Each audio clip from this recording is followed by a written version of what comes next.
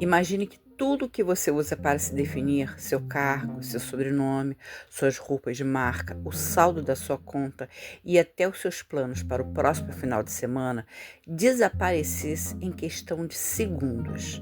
Imagine que você fosse jogado em um deserto de gelo a 30 graus abaixo de zero, onde o mundo parece ter esquecido que você existe. O que sobraria de você quando seu ego congelasse?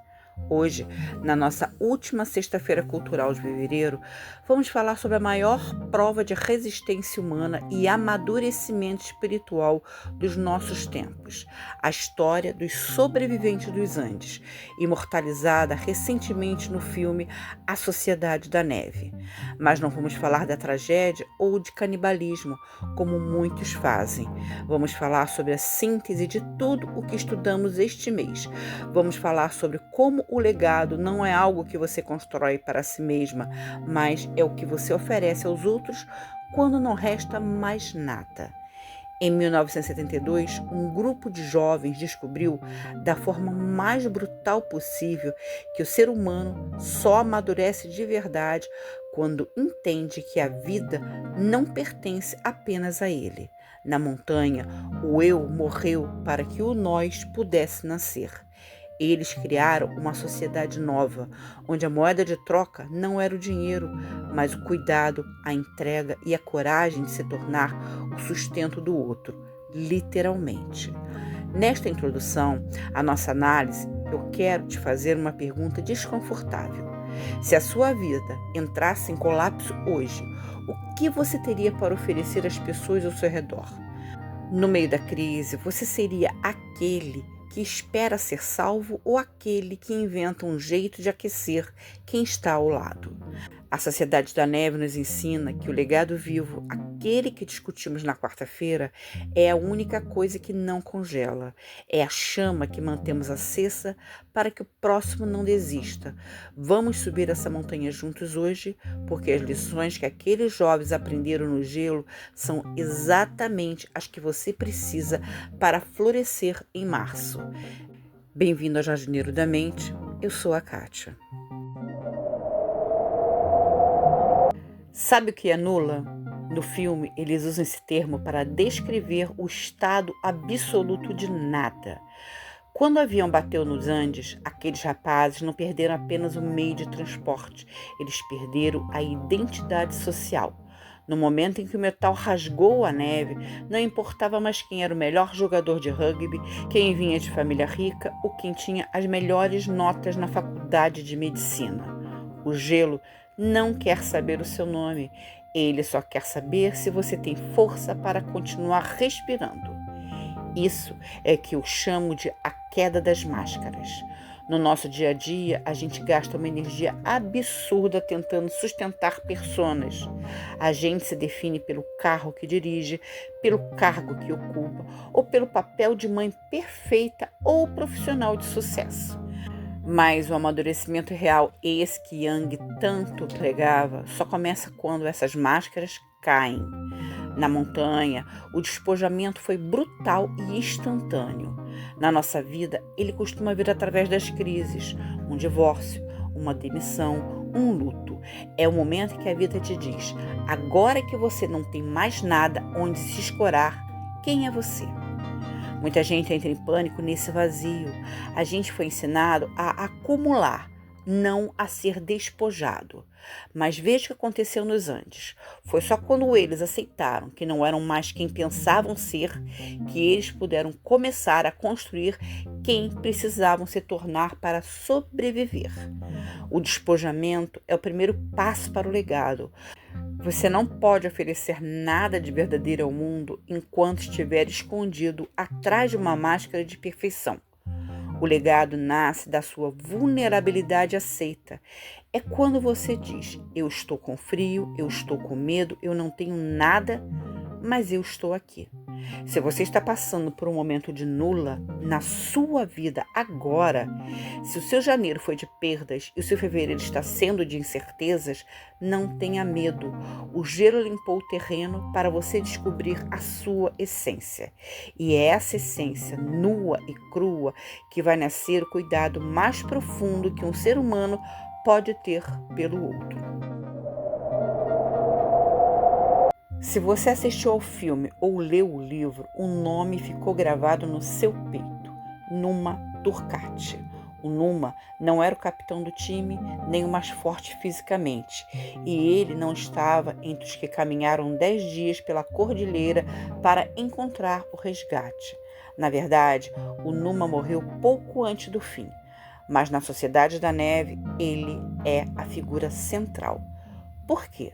Porque ele insistiu algo que salvou a todos, o legado do cuidado. Em um ambiente onde a morte é a única certeza, a tendência natural do ego é o salve-se quem puder, mas o Numa escolheu o salve-se quem eu puder. Mesmo com a perna infeccionada, mesmo definhando, ele era aquele que dava a última gota de água, que ouvia a dor do outro, que não deixava a chama da esperança apagar no grupo. O Numa nos ensina que o legado vivo não é sobre quem vence a montanha, mas sobre quem sustenta a humanidade de quem está ao lado. Ele se tornou o pilar invisível daquela sociedade. Quando ele partiu, ele não deixou apenas saudade, ele deixou um vácuo que obrigou os outros a serem tão grandes quanto ele fora. A vida do Numa foi um ato de doação contínua. Ele é o símbolo do que falamos na quarta-feira. Você não é o que acontece com você, que é o acidente. Você é o que escolhe se tornar, que é o cuidador. O legado dele foi o combustível para que o Nando Parrado e Roberto Canessa tivessem forças para caminhar. Muitas vezes a gente se sente pequena porque acha que não está fazendo grandes coisas. A gente se cobra por não ter um sucesso estrondoso ou uma vida de capa de revista. Mas eu te pergunto, quem é você para as pessoas que estão na sua montanha?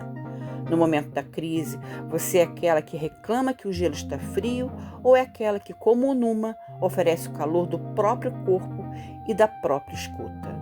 O legado real é silencioso. Ele não precisa de aplausos, ele precisa de utilidade.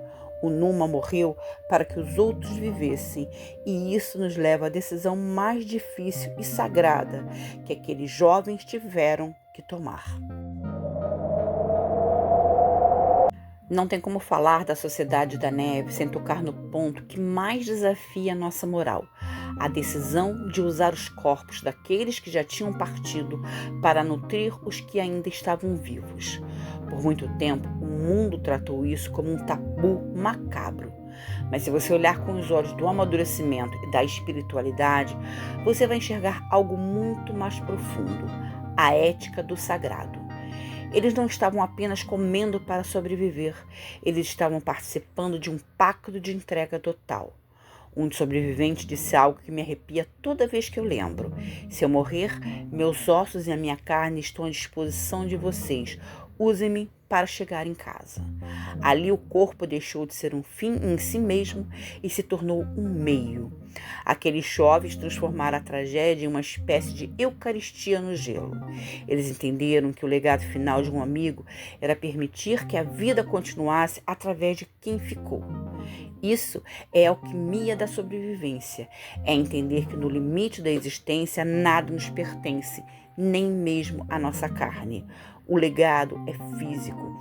Eles se tornaram literalmente o combustível uns dos outros. Quando a gente fala que o legado é o que você oferece, essa história leva isso ao extremo literal. Eles oferecem tudo.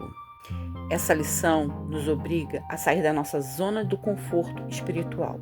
Na sua vida, no seu dia a dia, você tem essa generosidade de permitir que o outro se nutra da sua força quando ele não tem mais nada? Você entende que o que você constrói, seu conhecimento, seu tempo, sua energia, só ganha sentido quando serve para sustentar a vida de alguém? A montanha ensinou que a vida é um fluxo de entrega. Ninguém sobrevive sozinho e ninguém morre em vão. Se a sua partida serve de ponte para o próximo. E foi essa percepção de que somos um só corpo que permitiu que cada um encontrasse a sua função única naquele caos. Muita gente confunde comunidade com uniformidade. Acha que para um grupo dar certo, todo mundo tem que pensar e agir igual. Mas a Sociedade da Neve prova exatamente o contrário. O que salvou aqueles rapazes foi a individualização. Yang dizia que o nosso processo de amadurecimento é descobrir qual é o nosso papel único no mundo e na montanha. Quem não descobriu o seu papel, sucumbiu. Lá não havia espaço para o amadorismo do ego. Rapidamente as funções se distribuíram de acordo com a essência de cada um. Os estudantes de medicina se tornaram os médicos, cuidando de feridas impossíveis com o que eles tinham. Os que tinham habilidade manual se tornaram os engenheiros, criando máquinas de derreter neve e transformando capas de poltrona em sacos de dormir. Os mais fortes psicologicamente se tornaram os expedicionários. Se todos tentassem ser líderes ou se todos fossem apenas seguidores, eles teriam morrido na primeira semana. O legado deles foi entender que a minha força individual é a garantia da sua sobrevivência. A montanha é um acelerador de destino. Ela não te dá tempo para tentar ser alguém que você não é. No gelo, você é obrigado a ser o que você é na sua potência máxima. E aqui está a lição para nós que estamos no conforto das nossas casas. Você já descobriu qual é a sua função na sua sociedade? No seu trabalho, na sua família, você está tentando ser uma cópia de alguém ou está oferecendo a sua habilidade única? O legado não é uma nota de um homem só, é uma orquestra. A individualização de um serve ao coletivo. Quando você se torna quem você realmente é, com seus talentos e suas limitações aceitas, você se torna útil. E a utilidade é o que mantém o sentido da vida vivo, quanto o termômetro marca o impossível. Mas tem um segredo. O que separava os que caminhavam dos que desistiam não era apenas o físico, era algo que eles carregavam no peito, uma pergunta que não parava de ecoar. É muito fácil a gente olhar para a história daqueles jovens e pensar: nossa, que heróis! Eu nunca conseguiria fazer isso. Mas a verdade é que todos nós temos a nossa própria cordilheira. A montanha não está apenas lá no Chile ou no Uruguai. A montanha é aquele problema que parece não ter solução. É o luto que congelou o seu sorriso. É a crise financeira que te tirou o chão em janeiro. A neve é tudo aquilo que tenta nos paralisar e nos convencer de que desistir é a única opção lógica. O que os sobreviventes nos ensinam é que a montanha interna se vence da mesma forma que a física, um passo de cada vez e nunca sozinha. Quando você está no meio do seu próprio inverno emocional, o seu legado é testado.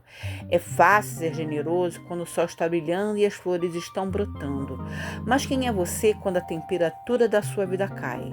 Você se torna uma pessoa amarga que espalha o frio ou você usa a dor como lenha para aquecer quem está ao seu redor? Amadurecer é entender que os seus andes pessoais não vieram para te destruir, mas para te despojar do que é supérfluo. A crise é o laboratório do caráter. Na Sociedade da Neve, eles descobriram que o sentido da vida não é algo que você encontra pronto, é algo que você inventa no meio do caos. O legado não é o que você constrói para si mesmo nos dias de glória, mas o que você oferece aos outros nos dias de tempestade. Se hoje você sente que está no seu limite, que o gelo está alto demais, lembre-se, o que te mantém de pé não é a sua força física, é a sua conexão com o outro, é saber que tem alguém que depende do seu calor. A prova final do amadurecimento é descobrir que mesmo quando você acha que não tem nada, você ainda tem a si mesma para oferecer. E esse oferecer-se é o rastro que nenhuma neve consegue apagar. Houve um momento na montanha em que o silêncio era absoluto. O resgate finalmente chegou porque dois homens decidiram caminhar em direção ao impossível. Nando e Canesa não caminharam por glória, eles caminharam porque carregavam no peito os nomes de todos os que ficaram para trás. O rastro que eles deixaram na neve não era apenas de pegadas, era um rastro de amor transformado em ação. E essa é a nossa síntese de hoje. O legado não é o que você guarda em um cofre, é o que você deixa impresso na vida das pessoas através da sua coragem de continuar. A história da Sociedade da Neve termina com um retorno, mas para nós ela é um começo.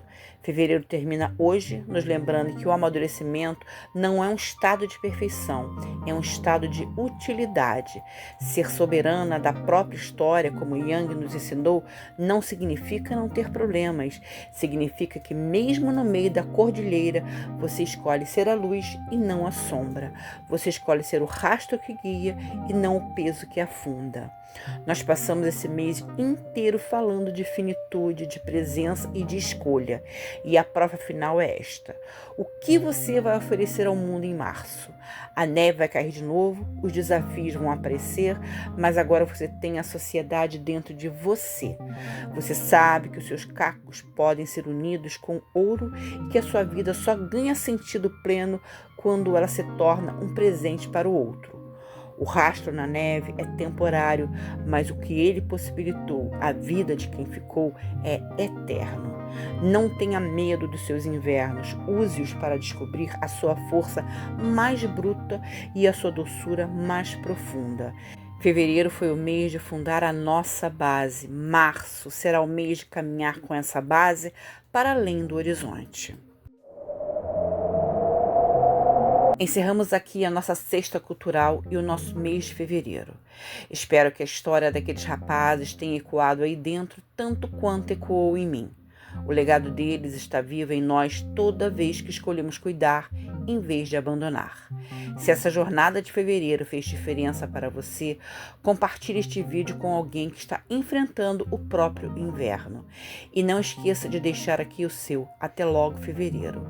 Eu sou a Kátia e eu te espero em março, para a gente começar a florescer tudo o que plantamos aqui. Fica bem? Fica inteira. E lembre-se, a montanha é alta, mas você não está sozinha. A gente se vê no próximo capítulo.